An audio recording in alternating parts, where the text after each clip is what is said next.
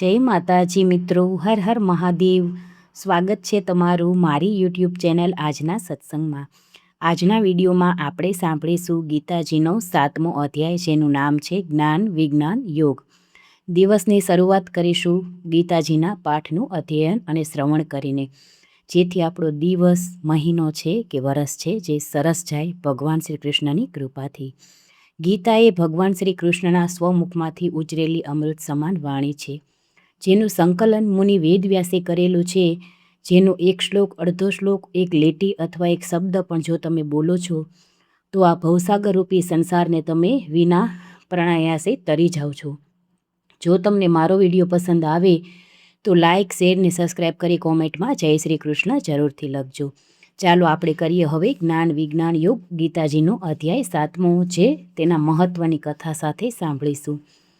ભગવાન શ્રી કૃષ્ણે કહ્યું કે હે પાર્થ, મારામાં મન લગાડી મારો આશ્રય લઈ યોગ સાધતા તું સંશય રહિત થઈને મને સંપૂર્ણપણે કેમ ઓળખી શકે તે સાંભળ।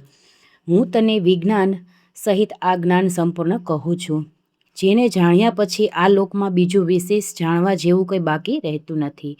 હજારો મનુષ્યોમાં કોઈક જ સિદ્ધિ માટે યત્ન કરે છે, અને યત્ન કરતા સિદ્ધોમાં પણ કોઈ જ મને સત્ય સ્વરૂપે જાણે છે। પૃથ્વી, જળ, અગ્નિ, વાયુ, આકાશ, મન, બુદ્ધિ અને અહંકાર એમ 8 પ્રકારે વિભાગ પામેલી મારી આ પ્રકૃતિ છે। આ પ્રકૃતિ અપરા જળ છે, પણ હે મહાબાહો, આથી બીજી મારી પરા ચેતન પ્રકૃતિને જીવરૂપ તું જાણ, કે જેના વડે આ જગત ધારણ કરાય છે। સર્વભૂત માત્રની ઉત્પત્તિનું કારણ આ 2 પ્રકૃતિઓ છે એમ તું જાણી લે, અને આ સમગ્ર જગતનો ઉત્પાદક તથા સંહારક પણ હું જ છું। હે ધનંજય, મારાથી અધિક શ્રેષ્ઠ બીજું કંઈ નથી। જેમ દોરામાં મણકાઓ પરોવાયેલા હોય છે, તેમ આ સમગ્ર વિશ્વ મારામાં પોરાવાયેલું છે। હે કુંતીપુત્ર, જળમાં રસ હું છું, ચંદ્ર અને સૂર્યમાં તેજ હું છું, સર્વ વેદોમાં પ્રણવ એટલે કે ઓમકાર હું છું, આકાશમાં શબ્દ અને પુરુષોમાં પુરુષ તત્વ હું છું, વળી પૃથ્વીમાં પવિત્ર ગંધ અને અગ્નિમાં તેજ હું છું, સર્વ પ્રાણીઓમાં જીવન અને તપસ્વીઓમાં તપ પણ હું છું। હે અર્જુન, સર્વભૂતોનું સનાતન બીજ તું મને જાણ। બુદ્ધિમાનોની બુદ્ધિ અને તેજસ્વીઓનું તેજ હું છું, કામ અને રાગ વિનાનું બળવાનોનું બળ પણ હું છું।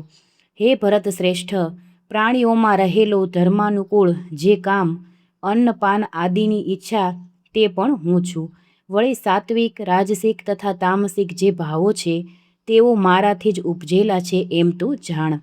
પણ વાસ્તવમાં હું તેઓમાં છું એમ નથી, પરંતુ તેઓ બધા મારે આધીન થઈને મારામાં છે।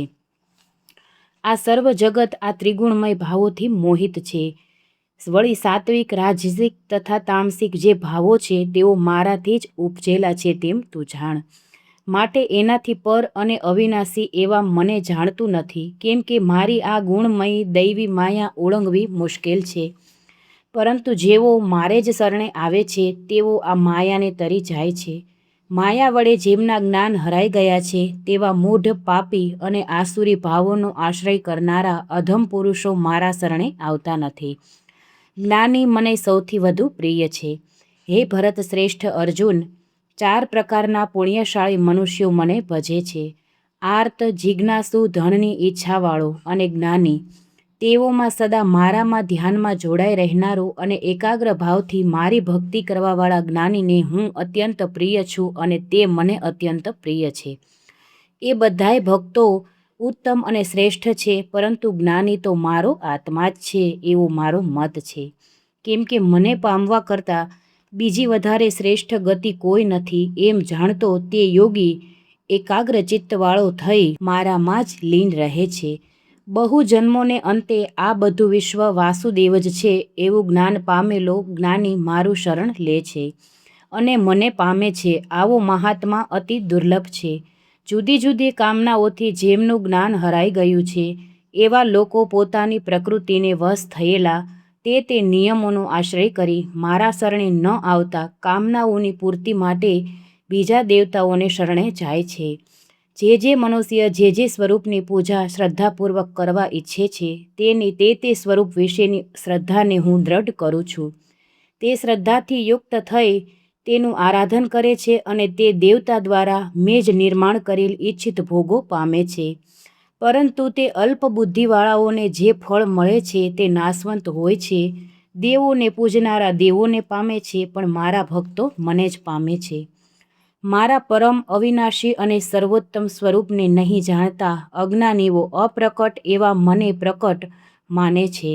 મારી યોગ માયાથી ઢંકાયેલો હું આ સર્વને પ્રત્યક્ષ થતો નથી.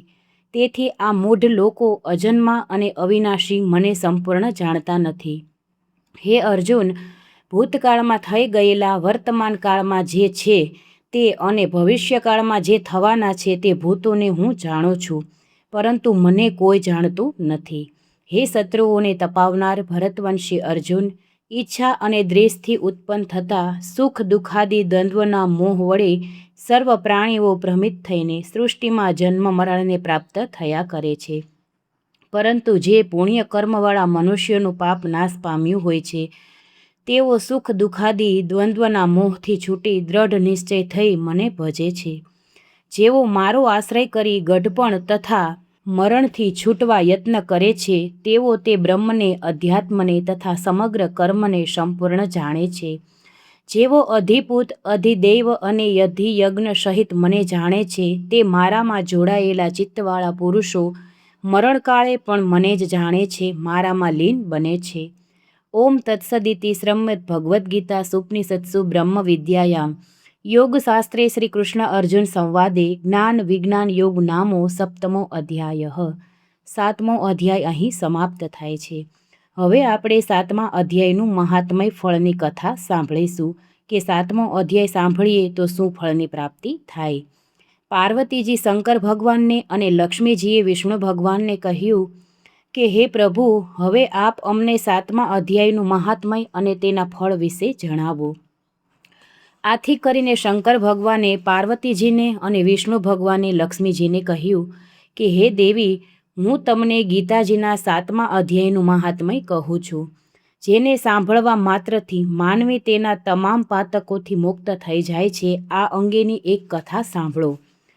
પાટલીપુત્ર નામના એક નગરમાં શંકુકર્ણ નામનો બ્રાહ્મણ રહેતો હતો. તે બ્રાહ્મણ હોવા છતાં વણિક વૃત્તિ રાખી વેપાર કરતો હતો અને આ રીતે તેણે ઘણું જ ધન ભેગું કર્યું હતું. પણ તે ઘણો જ કંજૂસ હતો. ક્યારેય તે દાન કે ધર્મ કે સત્કાર્યોમાં પૈસા પણ ખર્ચતો નહીં અને કાયમ વધુને વધુ ધન એકઠું કરવામાં રચ્યો પચ્યો રહેતો. તેને 3 પુત્ર હતા. એક વખત તે વેપાર અર્થે પરદેશ જવા નીકળ્યો.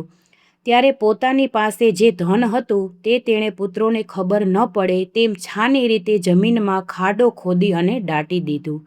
પરદેશમાં કમનસીબે ઓચિંતા સાપ કરડવાથી તેનું મૃત્યુ થયું. જિંદગી આખી તેણે વધુને વધુ ધન ભેગું કરવામાં વિતાવી હતી અને મરતી વખતે પણ ધનના લોભમાં જીવ રાખવાથી મર્યા પછી પણ તે ધનની લાલસા ન છૂટી.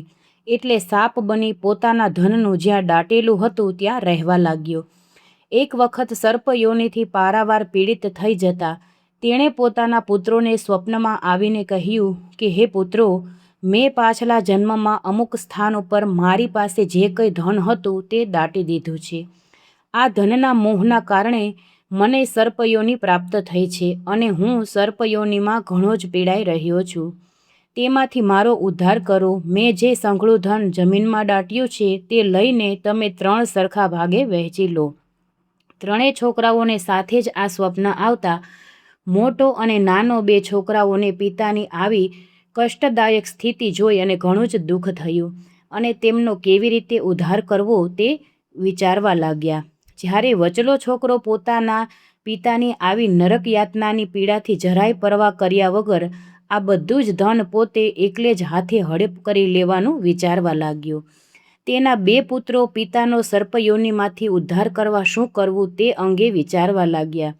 ત્યારે તેનો વચલો પુત્ર ધનની લાલચથી પોતાની પત્ની સાથે અડધી રાત્રે સ્વપ્નમાં જ્યાં ધન દાટેલું બતાવ્યું હતું ત્યાં પહોંચી ગયો અને જમીન ખોદવા લાગ્યો. તે જ્યારે જમીન ખોદી રહ્યો હતો તે સમયે દરમાંથી એક સાપ બહાર આવ્યો અને તેમને પૂછવા લાગ્યો કે તમે આ શું કરી રહ્યા છો? પુત્રે કહ્યું કે તમે સ્વપ્નમાં આવીને કહેલ તે મુજબ તમારો ઉદ્ધાર કરવા આવ્યા છીએ. જમીનમાં જે ધન દાટવામાં આવ્યું છે તે બહાર કાઢી તમારો ઉદ્ધાર કરવા પ્રયત્ન કરીશું.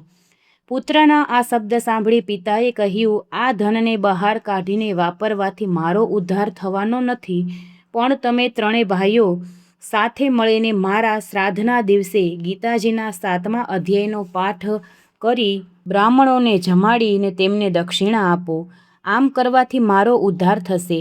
પછી તમે ત્રણેય ભાઈઓ ભેગા મળી અહીં આવી જમીન ખોદીને ધન બહાર કાઢી સરખા ભાગે વહેંચી લેજો. વચલા પુત્રને લાગ્યું કે પિતાજીએ જે કહ્યું તેમ નહીં કરીએ ત્યાં સુધી તેમને ધન મળવાનું નથી.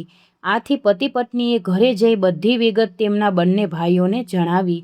આ પછી ત્રણેય ભાઈઓએ ભેગા મળી શ્રાદ્ધના દિવસે બ્રાહ્મણોને બોલાવી ગીતાજીના 7મા અધ્યાયનો પાઠ કરાવ્યો અને પછી બ્રાહ્મણોને જમાડીને દક્ષિણા આપી.